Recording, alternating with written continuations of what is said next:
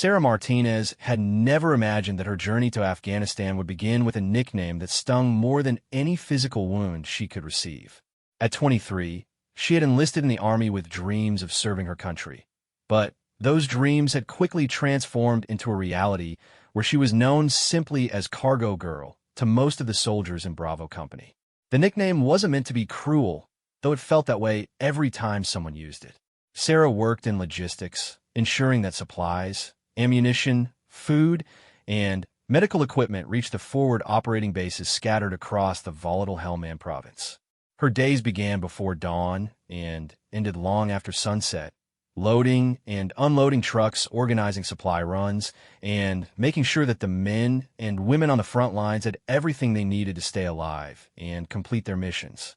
But Sarah carried a secret that none of her fellow soldiers knew about. Long before she had joined the Army, before she had ever heard of Afghanistan or imagined herself in a war zone, she had been one of the most accomplished marksmen in her home state of Montana. Growing up on a ranch outside of Billings, she had learned to shoot from her grandfather, a World War II veteran who had taught her that precision with a rifle wasn't just about hitting targets. It was about patience, discipline, and understanding the relationship between mind and weapon. Every weekend throughout her teenage years, Sarah had competed in shooting competitions across the western United States. She had won state championships, set records at local ranges, and earned a reputation as someone who could hit targets that other shooters couldn't even see clearly.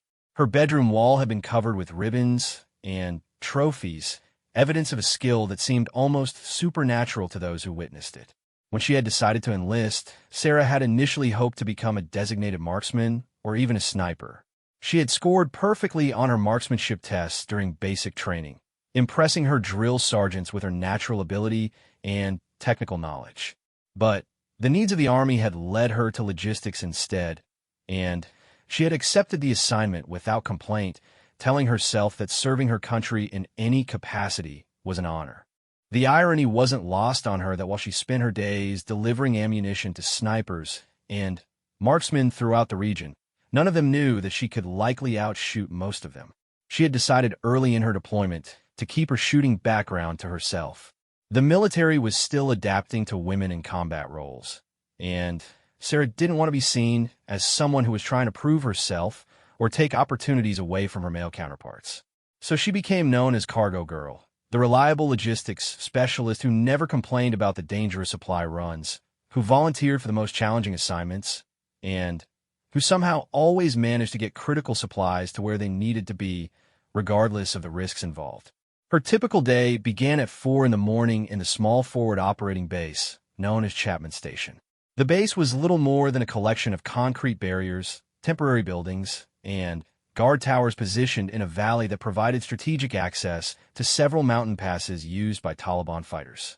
Sarah would review the supply requests that had come in overnight, check inventory levels, and plan the routes for the day's deliveries. The work was dangerous in ways that most people back home couldn't understand. The roads between bases were frequently targeted by improvised explosive devices, and supply convoys were prime targets for ambushes. Sarah had been in 3 separate incidents where her convoy had come under fire, and she had watched as armored vehicles ahead of her had been destroyed by roadside bombs.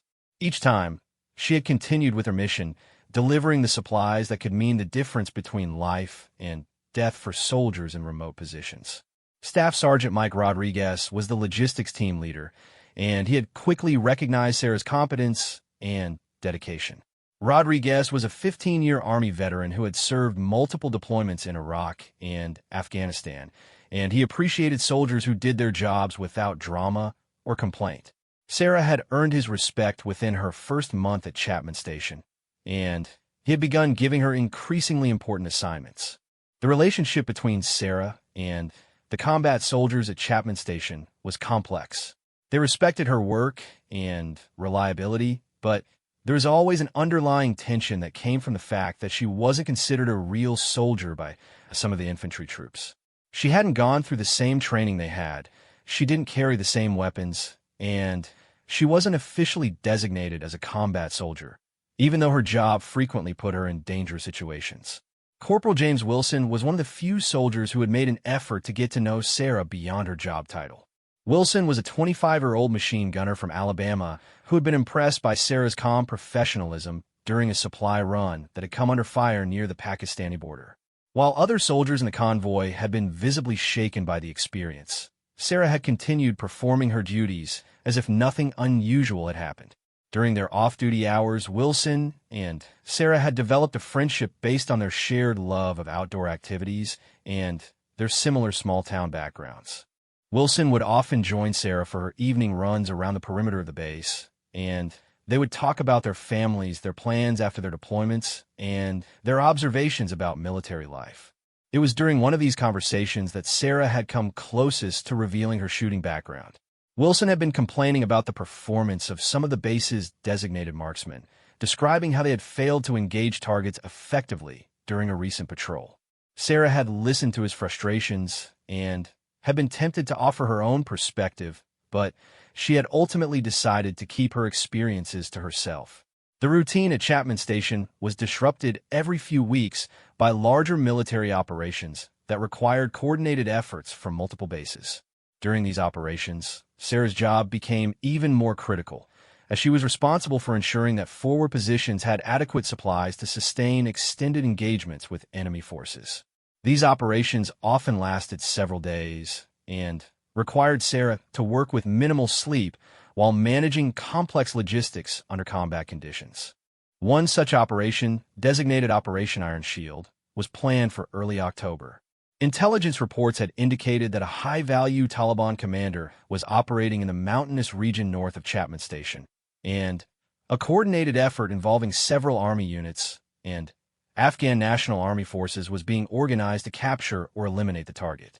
Sarah spent 3 days preparing for Operation Iron Shield, coordinating with supply officers from other bases, arranging for additional ammunition and medical supplies, and planning routes that would allow her to resupply forward positions during the operation. The complexity of the logistics required her to work 18-hour days, but she approached the challenge with the same methodical precision that had characterized all of her work. The night before the operation was scheduled to begin, Sarah found herself unable to sleep. She walked to one of the guard towers on the base perimeter, where she often went to think and to escape the noise and activity of the main base area.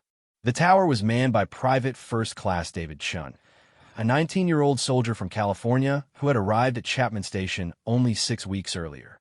Chun was nervous about the upcoming operation, which would be his first major combat engagement. He had heard stories from other soldiers about previous operations that had resulted in casualties, and he was struggling with anxiety about how he would perform under fire. Sarah spent an hour talking with Chun, sharing some of the lessons she had learned about managing fear and maintaining focus under pressure. As she talked with the young soldier, Sarah found herself thinking about her grandfather's advice about shooting under stress.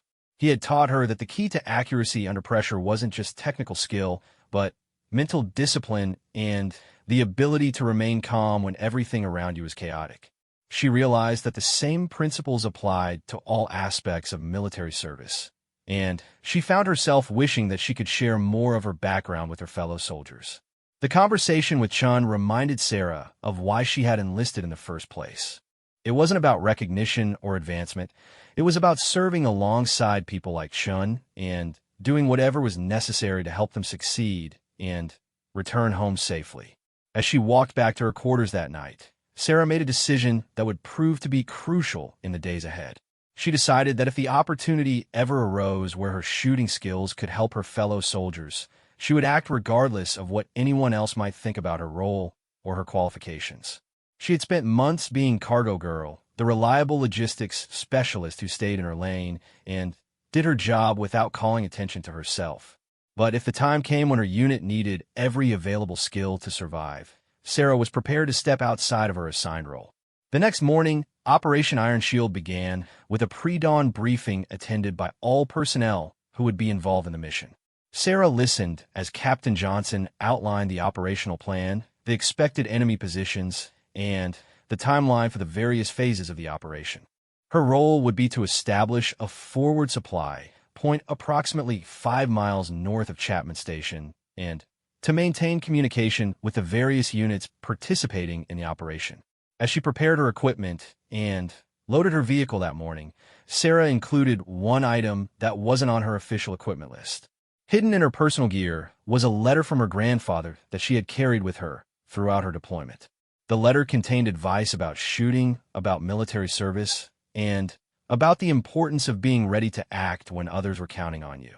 Sarah didn't know it yet, but within 48 hours, that letter and the skills her grandfather had taught her would be put to a test that would change her life forever and transform her from cargo girl into something entirely different.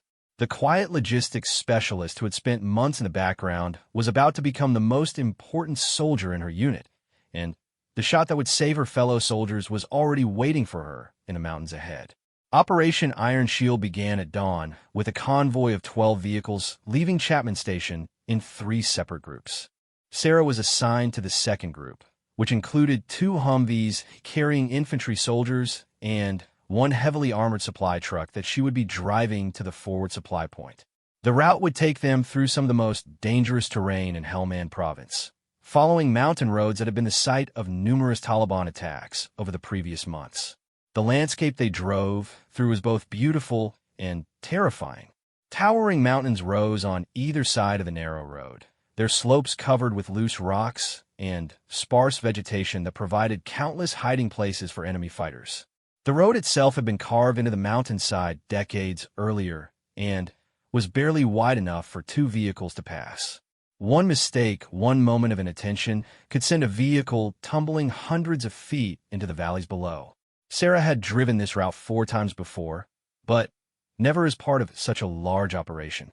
Each previous trip had been a routine supply run with minimal escort, but today the entire convoy was bristling with weapons and tension. The soldiers around her were more alert than usual, their weapons ready, and their eyes constantly scanning the surrounding terrain for any sign of enemy activity. Sergeant First Class Marcus Thompson was leading the convoy, riding in the lead Humvee and maintaining radio contact with Chapman Station and with the other elements of Operation Iron Shield that were approaching the target area from different directions. Thompson was a 12-year Army veteran who had earned 2 Purple Hearts during previous deployments, and his experience and calm leadership had earned him the respect of every soldier in the unit. The first indication that something was wrong came approximately 30 minutes into the drive, when Thompson's voice crackled over the radio with a tense warning that intelligence reports were indicating increased enemy activity in their area. Sarah could hear the change in his tone, the shift from routine communication to the heightened alertness that came when soldiers realized they might be driving into danger. As they climbed higher into the mountains, the road became increasingly treacherous.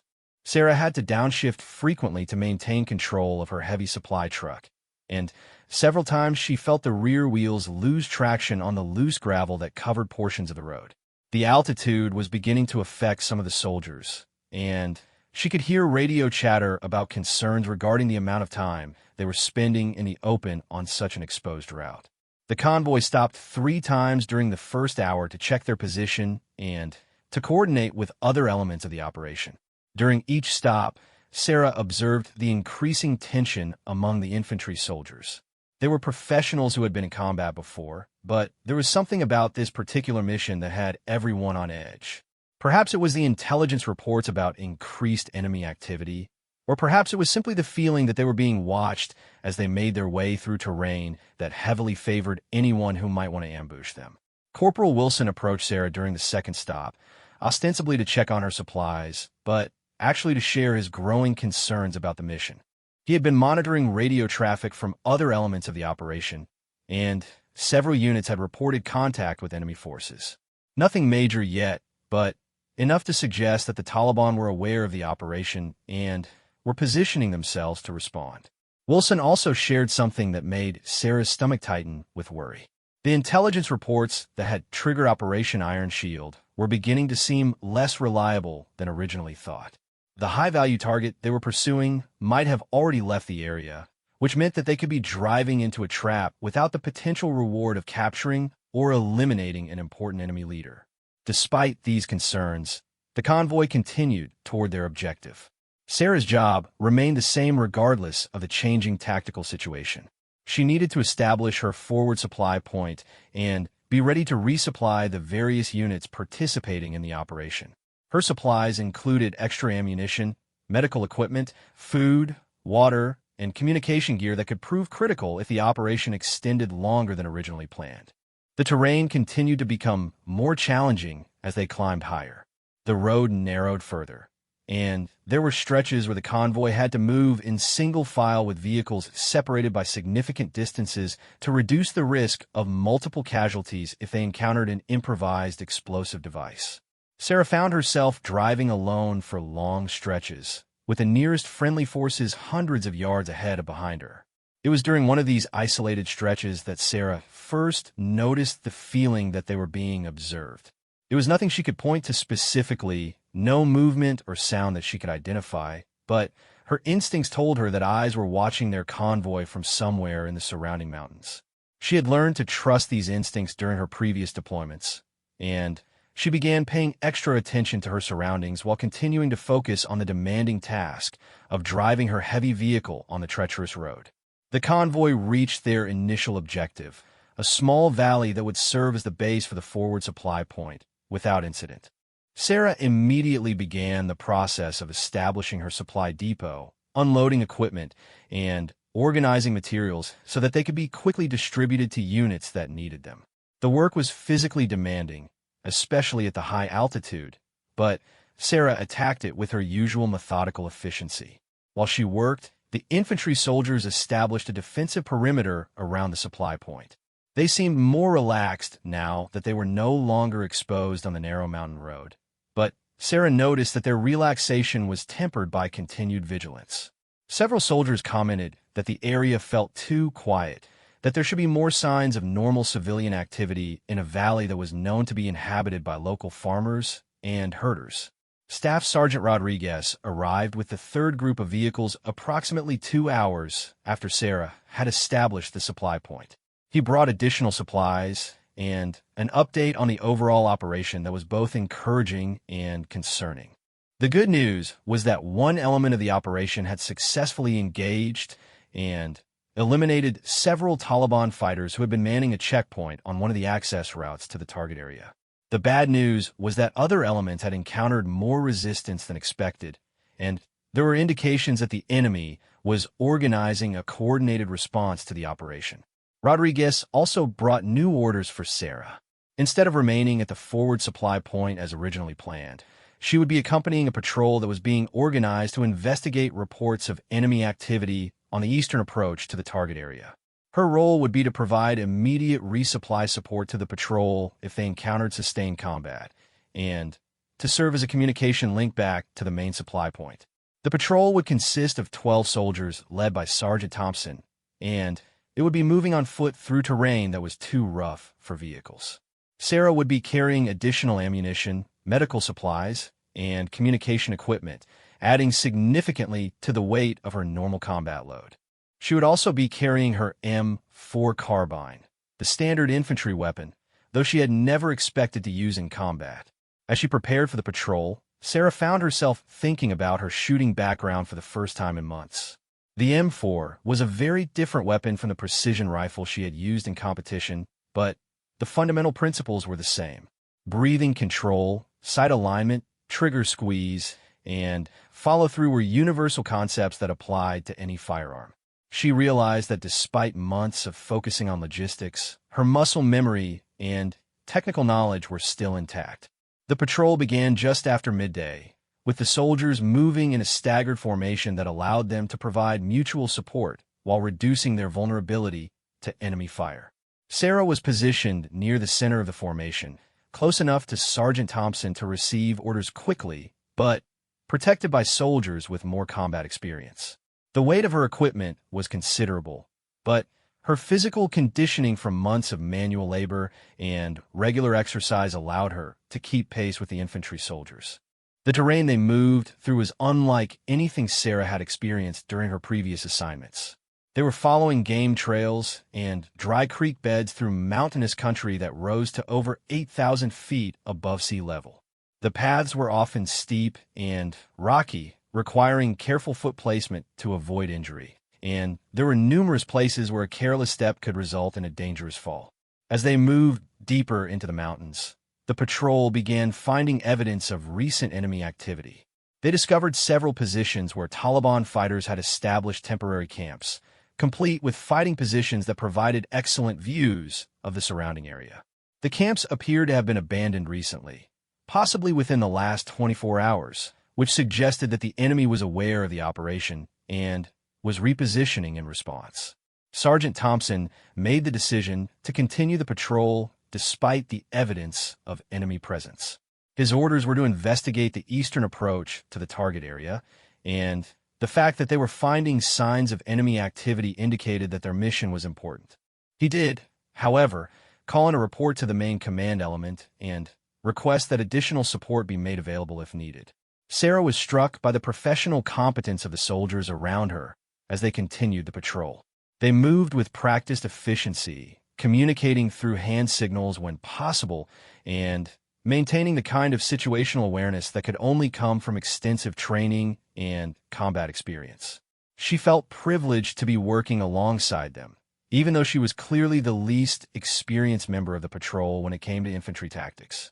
The patrol had been moving for approximately 3 hours when they reached a ridgeline that provided an excellent view of the target area several miles to the north. Using binoculars and spotting scopes, Thompson and his team leaders were able to observe several buildings that matched the descriptions in their intelligence reports. They could also see evidence of activity around those buildings, including what appeared to be armed individuals moving between structures. While the leaders discussed their observations and planned their next move, Sarah found herself studying the terrain with the eye of a marksman rather than a logistics specialist. The ridgeline they were on provided excellent visibility of the target area, and there were several positions that would offer stable shooting platforms with clear lines of sight. She estimated the distance to the target buildings at approximately 1,200 meters, a challenging shot, but well within the capability of a skilled marksman with the right equipment. The patrol's mission was reconnaissance rather than direct action, so they would be reporting their observations rather than engaging the enemy positions they had discovered. But as Sarah watched the activity around the target buildings through her own binoculars, she couldn't shake the feeling that the intelligence reports had been correct about enemy activity in the area, and that the Taliban fighters they were observing were likely preparing for something more significant than just defending their current position. That feeling would prove to be prophetic. As the patrol prepared to withdraw from their observation position and return to the forward supply point, radio traffic began indicating that other elements of Operation Iron Shield were encountering increasing resistance. What had begun as a targeted operation against a specific high-value individual was beginning to develop into a larger engagement, and Sarah's patrol was about to find themselves in the middle of a fight that would test every skill they possessed. The first indication that their situation was changing came when Sergeant Thompson received an urgent radio call instructing the patrol to remain in position and continue observing the target area. Intelligence analysts had determined that the enemy activity they were watching was part of a larger Taliban operation, and the information they could provide was becoming critical to the overall success of Operation Iron Shield. Sarah settled into a position behind a rock outcropping and prepared for what might be an extended observation mission. She had no way of knowing that within the next few hours, the quiet logistics specialist known as Cargo Girl would be faced with the most important decision of her military career, and that the shooting skills she had kept hidden for months were about to become the difference between life and death for her fellow soldiers. The afternoon sun was beginning its descent toward the western peaks when everything changed for Sarah's patrol. They had been observing the target area for nearly 2 hours, documenting enemy movements and reporting their findings back to the main command element.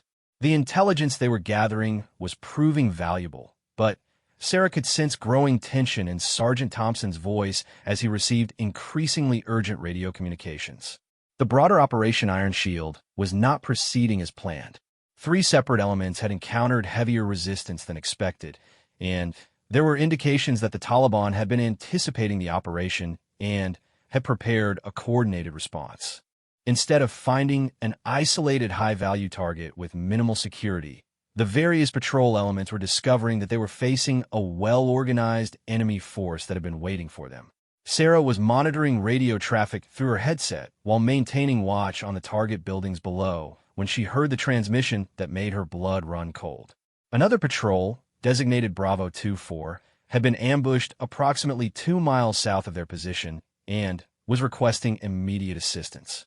The patrol leader reported multiple casualties and said they were pinned down by enemy fire from elevated positions. Sergeant Thompson immediately contacted his headquarters to report the situation and request permission to assist the trapped patrol. The response came quickly. His patrol was to maintain their current observation mission, while other elements were redirected to provide assistance to Bravo 24. Sarah could see the frustration on Thompson's face as he acknowledged the orders, and she could hear similar frustration in the voices of the other soldiers who knew that fellow Americans were in trouble nearby, but were being told to continue their current mission. The situation deteriorated rapidly over the next 30 minutes. Radio communications revealed that the assistance being sent to Bravo 24 was also encountering resistance, and that the enemy force in the area was larger and better organized than anyone had anticipated. There were reports of coordinated enemy movements from multiple directions, suggesting that the Taliban had planned an elaborate trap that was now being sprung on the various elements of Operation Iron Shield.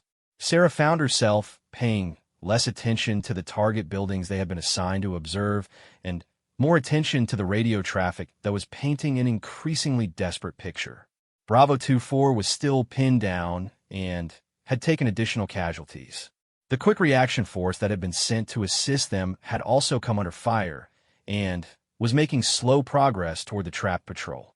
Most concerning of all, there were reports that enemy forces were moving to cut off the routes that the various American patrols would need to use to withdraw from the area. It was Corporal Wilson who first spotted the movement that would change everything for their patrol.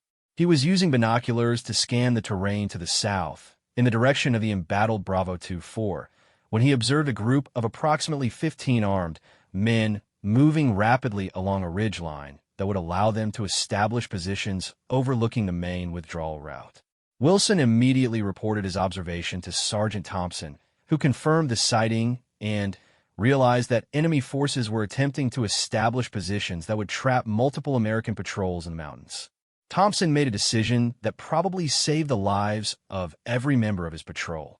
Despite his orders to maintain their observation mission, he determined that the tactical situation had changed enough to justify immediate action. He contacted his headquarters and reported that his patrol was about to come under direct threat and would be moving to a more defensible position. Before anyone at headquarters could respond with new orders, Thompson instructed his soldiers to prepare for immediate movement. The patrol began moving along the ridgeline toward a position that would provide better defensive terrain while still allowing them to observe the target area. Sarah packed her equipment quickly and efficiently, her logistics training having taught her to be ready for rapid movement at any time. She could feel the tension in the air as the soldiers around her prepared for what they all knew could be direct combat engagement at any moment. They had been moving for approximately 10 minutes when the first shots were fired. The sound of automatic weapons fire echoed across the mountains from multiple directions, making it impossible to determine exactly where the shooting was coming from or who was being engaged. Sarah could hear the distinctive reports of American M4 rifles mixed with the different sound signatures of various weapons used by Taliban fighters. The battle for the mountains had begun in earnest. Sergeant Thompson made the decision to establish a defensive position on a small plateau that offered good fields of fire in multiple directions while providing some protection from enemy observation and fire. The position wasn't perfect, but it was the best available terrain given their current location and the deteriorating tactical situation.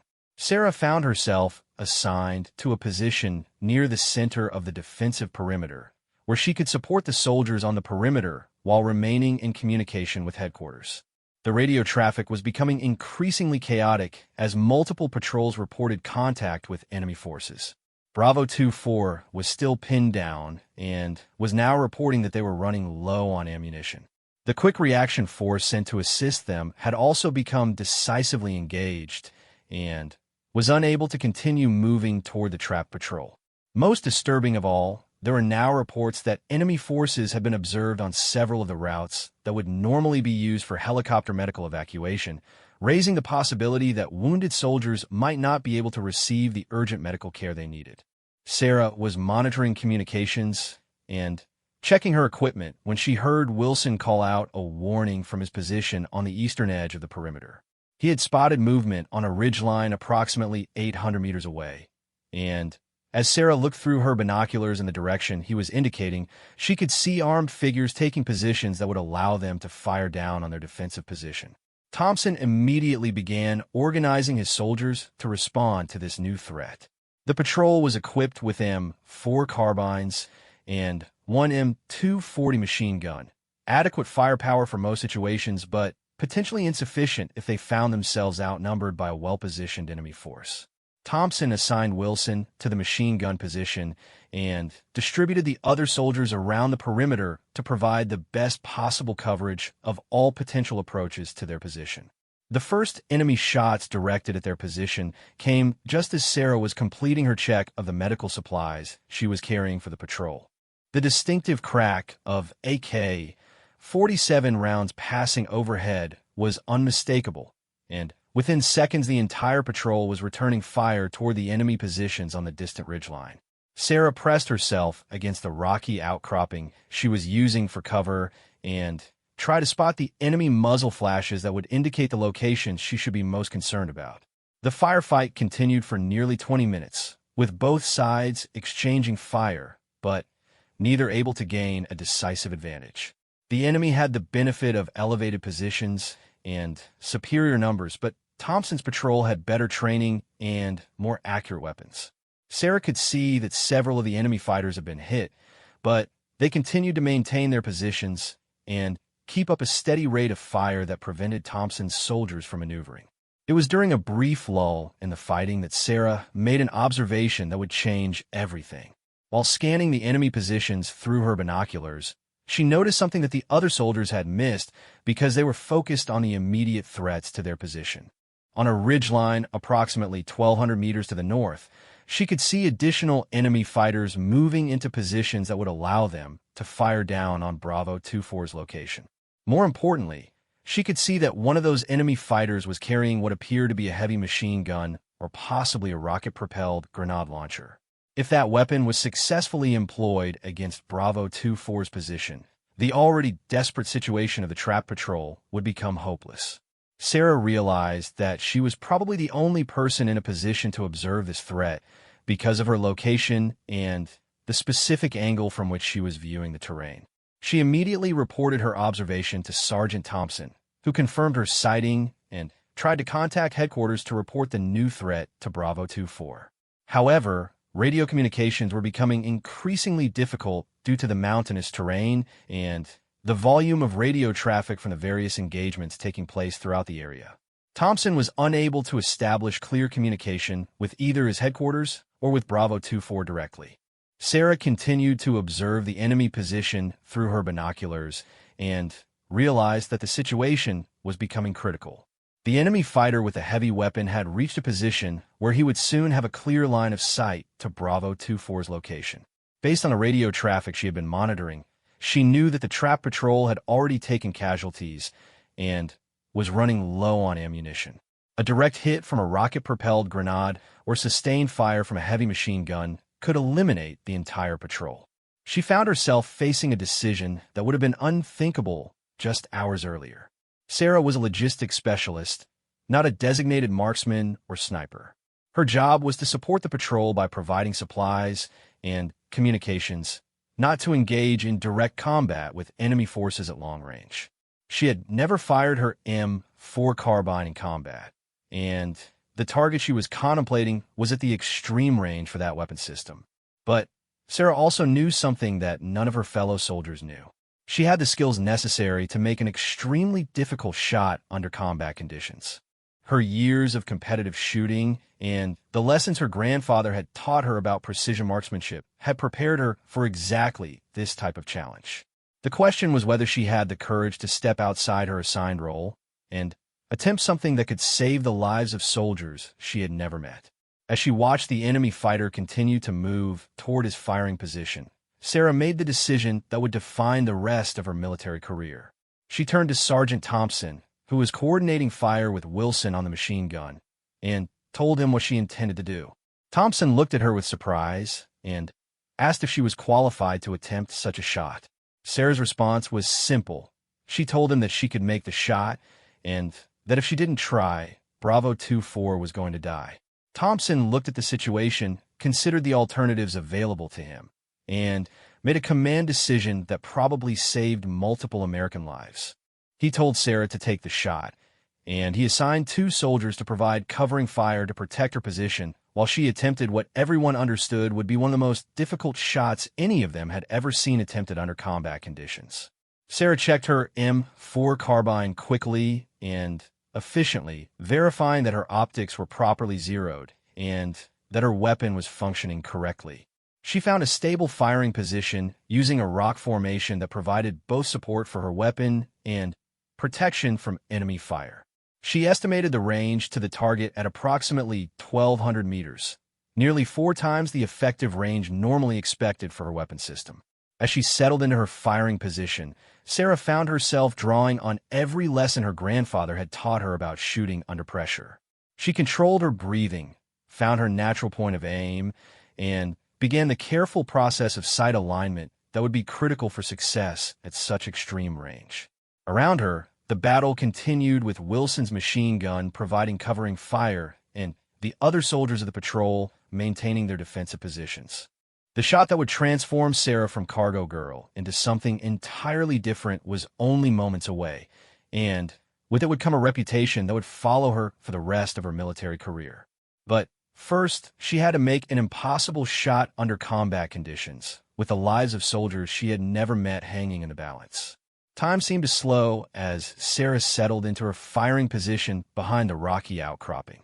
The weight of her M4 carbine felt familiar despite the months she had spent focused on logistics rather than marksmanship. The sounds of battle around her began to fade into background noise as she entered the mental state her grandfather had taught her to achieve when preparing for a difficult shot under pressure. 1,200 meters. The target was at the extreme range for her weapon system, a distance that would challenge even experienced designated marksmen under ideal conditions. These were not ideal conditions. Sarah was firing from an improvised position under enemy fire, using a weapon with standard infantry optics rather than the specialized scopes used by military snipers. The target was partially concealed by terrain and vegetation, and she would have only seconds to engage before the enemy fighter reached a position where he could devastate Bravo 2-4. Sarah's breathing slowed as she applied the lessons learned during countless hours on shooting ranges across Montana. Her grandfather's voice seemed to whisper in her ear, reminding her that marksmanship under pressure was as much about mental discipline as technical skill. She found her natural point of aim and began the methodical process of aligning her sights on the distant target. The enemy fighter was moving slowly along the ridgeline, carrying what Sarah could now clearly identify as an RPG-7 rocket launcher. The weapon was visible as a distinctive silhouette against the sky, confirming her earlier assessment that this represented a critical threat to the trapped American patrol. She estimated that he would reach his intended firing position within the next 2 to 3 minutes, giving her a very narrow window to act. Sergeant Thompson moved to a position near Sarah and quietly asked if she needed anything to help her make the shot. Sarah requested that Wilson shift his machine gun fire to a slightly different angle to keep enemy attention focused away from her position. Thompson relayed the instruction, and within seconds the sound of the M240 machine gun changed as Wilson began engaging targets that would provide the most effective distraction. Sarah made minor adjustments to her position, finding a more stable rest for her weapon and ensuring that her body position would allow her to maintain proper sight alignment throughout the shot sequence. She was acutely aware that she would have only one opportunity. At this range, even a perfect shot would take nearly 2 seconds to reach the target, and the sound of her weapon firing would alert every enemy fighter in the area to her position. Through her rifle scope, Sarah could see the enemy fighter reaching what appeared to be his intended firing position. He was beginning to set up his RPG launcher, which meant that she was running out of time. She controlled her breathing, taking a deep breath and letting half of it out before beginning her final sight alignment. The crosshairs of her scope centered on the target center mass, and Sarah began the slow, steady trigger squeeze that her grandfather had drilled into her during thousands of practice shots. The world around Sarah seemed to pause in the moment before she fired. She was completely focused on the sight picture in her scope, her breathing controlled, her trigger finger moving with the precision that comes from years of disciplined practice. In that moment, she wasn't Cargo Girl, the logistics specialist who had spent months proving herself through reliability and hard work. She was the marksman her grandfather had trained, the competitor who had won championships, the soldier who had the skills necessary to save lives when it mattered most. The M4 carbine fired with its familiar report, and Sarah immediately began her follow-through, maintaining her sight picture and observing the target area through her scope. At 1,200 meters, it would take nearly 2 seconds for the bullet to reach its target, an eternity during combat when every second could determine the difference between success and failure. Sarah watched through her scope, applying forward pressure on her rifle to control recoil and maintain her ability to observe the target. The bullet struck exactly where Sarah had aimed. Through her rifle scope, she saw the enemy fighter suddenly collapse, his RPG launcher falling from his hands and tumbling down the rocky slope below his position. The weapon that had posed such a critical threat to Bravo 2-4 was now useless, and the fighter who had been carrying it was no longer a factor in the battle. The effect of Sarah's shot was immediate and dramatic. The other enemy fighters in the area had observed one of their companions suddenly fall to precision fire from an unknown source, and their behavior changed noticeably. Instead of continuing their coordinated attack, they began seeking better cover and looking for the source of the shot that had eliminated their heavy weapons specialist. Sergeant Thompson, who had been watching the target through his own binoculars, turned to Sarah with an expression of amazement and respect. He had seen difficult shots made under combat conditions before, but what Sarah had just accomplished was extraordinary even by military standards. She had engaged a target at extreme range under combat conditions and had achieved a perfect hit with a weapon system that wasn't designed for such precision work. Wilson called out from his machine gun position that the enemy fire directed at their location was decreasing noticeably. The enemy fighters who had been engaging Thompson's patrol were now focused on finding better defensive positions rather than continuing their attack. Sarah's shot had not only eliminated a specific threat to Bravo 2-4, but had also disrupted the enemy's confidence and coordination throughout the immediate area. Radio communications immediately began reflecting the change in the tactical situation. Bravo 2-4 reported that the heavy weapons fire they had been receiving had suddenly stopped, and that they could see enemy fighters withdrawing from positions that had been threatening their location. The quick reaction force that had been trying to reach the trap patrol reported that they were now able to advance more rapidly because the enemy resistance they had been facing was becoming less organized. Sarah remained in her firing position and continued to observe the target area through her rifle scope. She could see additional enemy fighters moving along various ridge lines, but their movements now appeared to be focused on withdrawal rather than attack. Her single shot had apparently convinced the enemy commanders that they were facing a level of American firepower that they hadn't anticipated, and they were adjusting their tactics accordingly.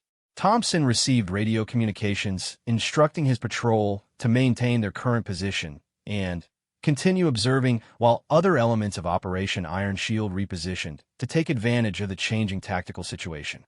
The successful engagement of the enemy heavy weapons specialist had created an opportunity for American forces to break the stalemate that had been developing throughout the area.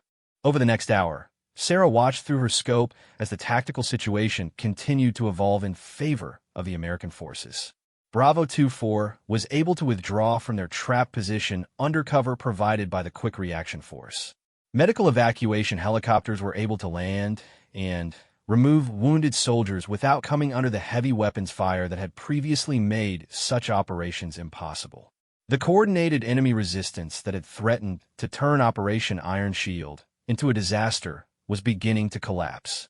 Wilson approached Sarah's position during a lull in the radio traffic and asked her where she had learned to shoot like that. Sarah briefly explained her background in competitive shooting and her grandfather's training, information that she had kept to herself throughout her deployment. Wilson listened with growing amazement as he realized that the logistics specialist he had known as Cargo Girl was actually one of the most skilled marksmen he had ever encountered. Word of Sarah's shot began to spread through the radio networks, connecting the various elements of Operation Iron Shield. Sergeant Thompson had reported the successful engagement to his headquarters, and the report had quickly made its way through the command structure. By evening, soldiers throughout the operational area knew that a logistics specialist had made an extraordinary shot that had changed the course of the battle. The immediate tactical situation continued to improve throughout the afternoon. Enemy forces that had been well-positioned and coordinated began withdrawing from the area, apparently convinced that they were facing a level of American capability that made continued resistance unwise. The high-value target that had been the original objective of Operation Iron Shield was captured by one of the other patrol elements, and the operation that had threatened to become a disaster was ultimately declared a success. As Sarah's patrol prepared to return to their forward supply point that evening, Thompson approached her with news that would change her military career forever.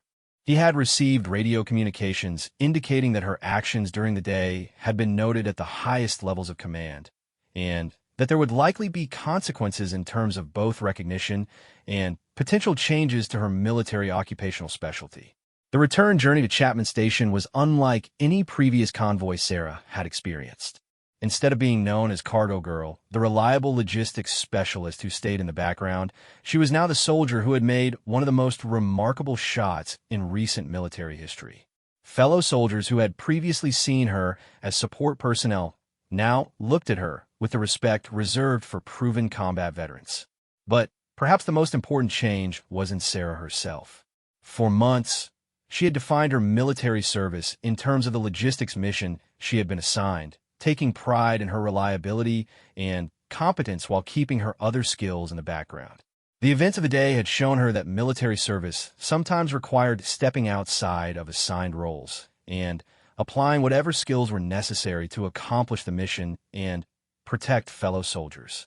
As they reached Chapman Station that evening, Sarah realized that her deployment was entering a new phase. The shot that had saved Bravo 2-4 was only the beginning of a transformation that would affect not only her own career, but also the way the military thought about the capabilities of soldiers like her. The quiet logistics specialist known as Cargo Girl was about to become something entirely different, and with that change would come both opportunities and challenges that she had never anticipated. The word had already begun to spread throughout the base about what had happened in the mountains that day. Sarah could see the looks of curiosity and respect from soldiers who had previously known her only as a reliable but unremarkable support soldier. She could also sense that her life in the military was about to change in ways that she couldn't yet fully understand. Staff Sergeant Rodriguez met the returning patrol at the gate and immediately requested a private conversation with Sarah. The expression on his face was a mixture of pride and concern, and Sarah realized that her actions during the day had created complications as well as opportunities. She was about to discover that extraordinary performance under combat conditions brings with it responsibilities and expectations that go far beyond the simple satisfaction of a job well done. The conversation with Staff Sergeant Rodriguez took place in the small office that served as the logistics command center at Chapman Station. Rodriguez closed the door and gestured for Sarah to take a seat, his expression indicating that what he was about to discuss would be both important and complex. The events of the day had elevated Sarah's profile within the unit in ways that would require careful management and consideration. Rodriguez began by congratulating Sarah on her actions during Operation Iron Shield, emphasizing that her shot had not only saved lives but had also demonstrated capabilities that her superiors hadn't known she possessed. He explained that word of her performance had reached battalion headquarters and was generating interest from senior officers who were responsible for making decisions about personnel assignments and career development.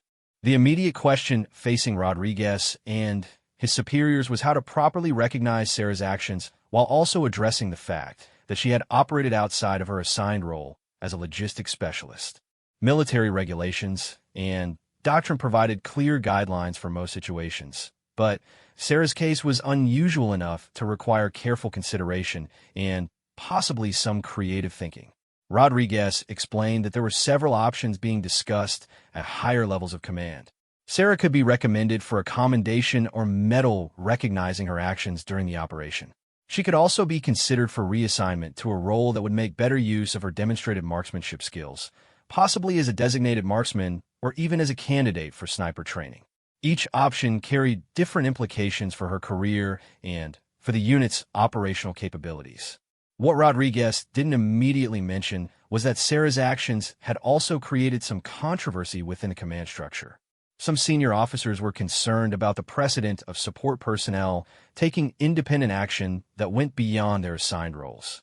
There were questions about command authority, proper procedures, and the potential risks of encouraging soldiers to act outside their designated responsibilities.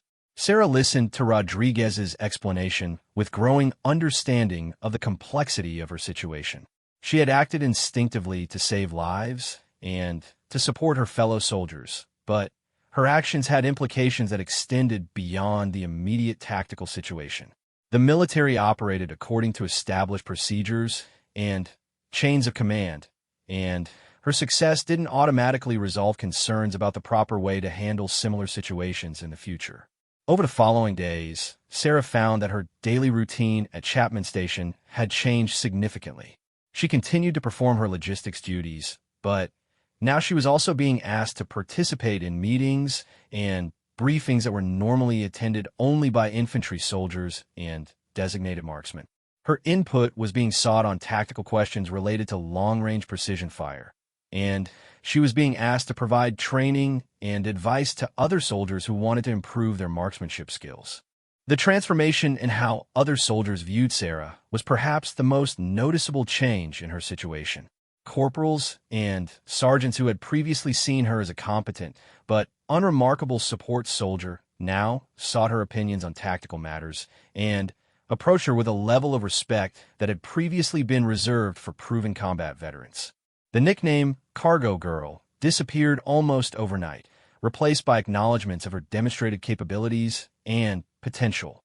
Wilson was among the soldiers most affected by the revelation of Sarah's background and capabilities. During their evening conversations, he expressed amazement that she had kept her shooting skills secret for so long, and he began to understand some of the observations and comments she had made during previous discussions about marksmanship and tactical situations.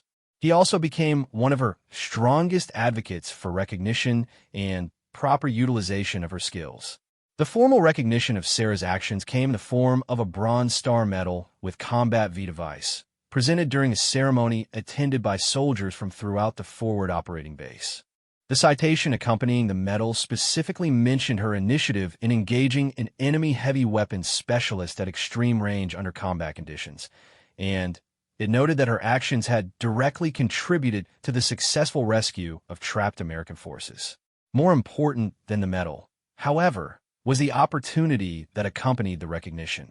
Sarah was offered the chance to attend the Army Scouts Sniper School, one of the most challenging and selective training programs available to military personnel.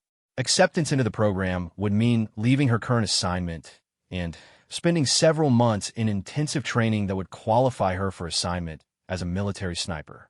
The decision to accept or decline the sniper school opportunity was one of the most difficult Sarah had faced during her military career. The training would represent the fulfillment of aspirations she had harbored since enlisting, and it would provide official recognition of skills that she had previously kept hidden. However, it would also mean leaving Chapman Station and the soldiers she had come to know and respect during her deployment. Sarah spent several days considering the offer and discussing it with soldiers whose opinions she valued. Sergeant Thompson strongly encouraged her to accept, arguing that the military needed every skilled marksman it could find and that her talents were too valuable to waste in a logistics role. Rodriguez was more cautious, noting that Sarah had proven herself to be an excellent logistics specialist and that her current unit would suffer if she were reassigned. The deciding factor came in an unexpected conversation with Private First Class Chun.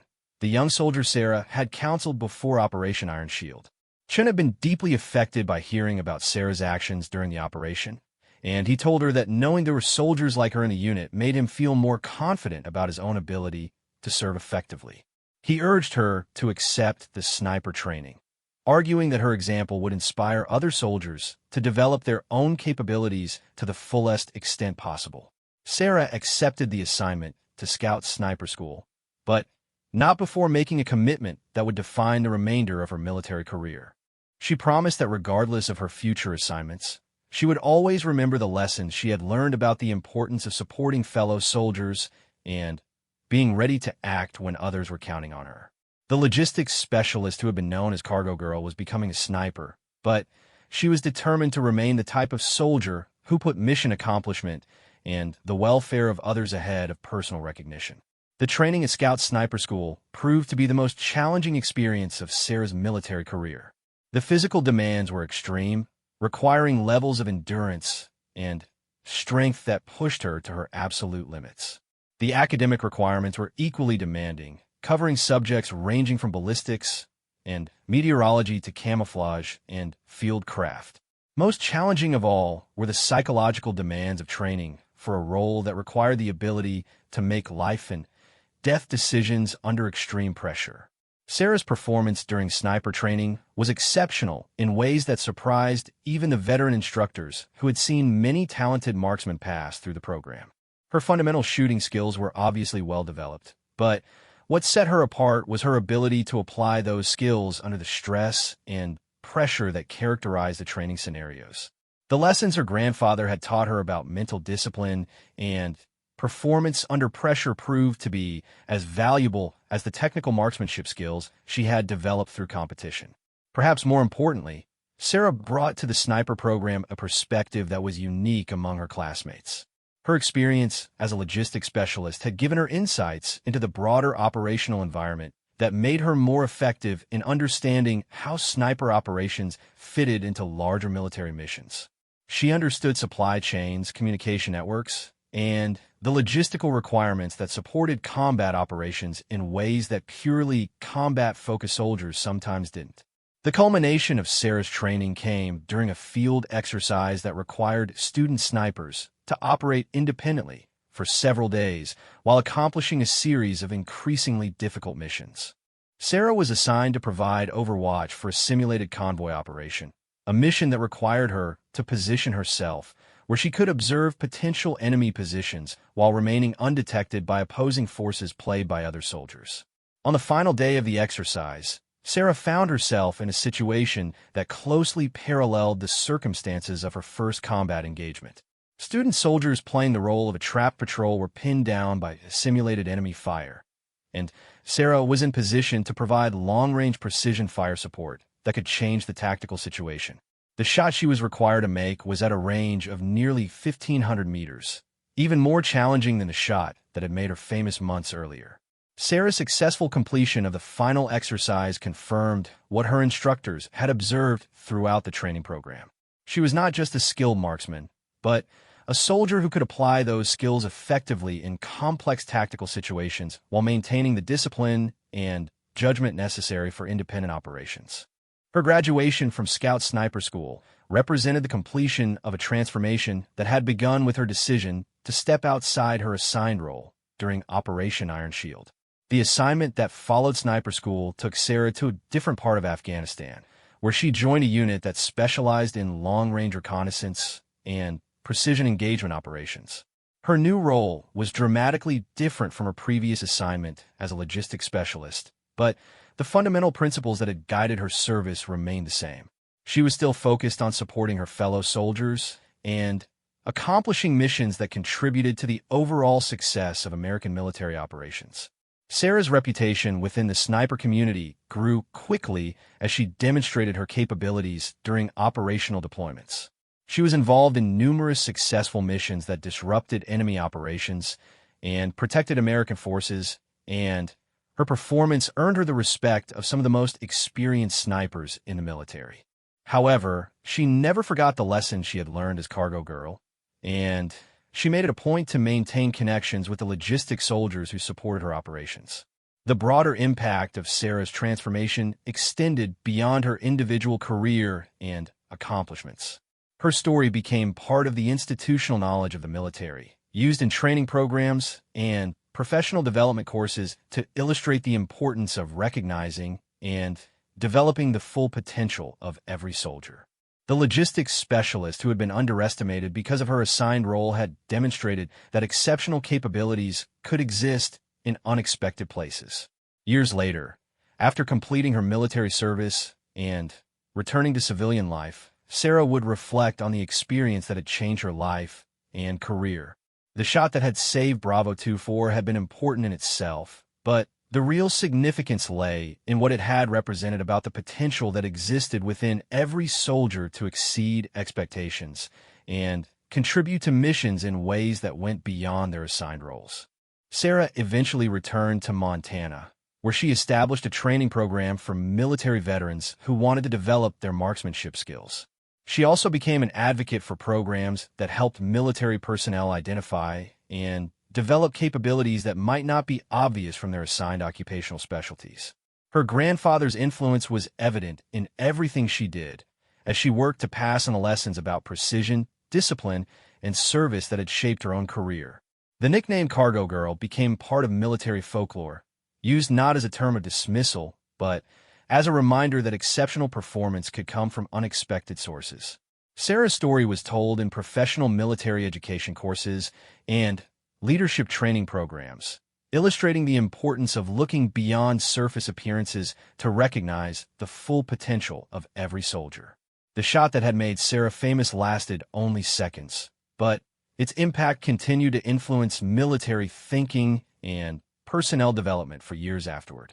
The logistics specialist who had stepped outside her assigned role to save lives had demonstrated that the true strength of military organizations lay not just in their formal structure and procedures, but in the initiative and capabilities of individual soldiers who were willing to act when their fellow soldiers needed them most.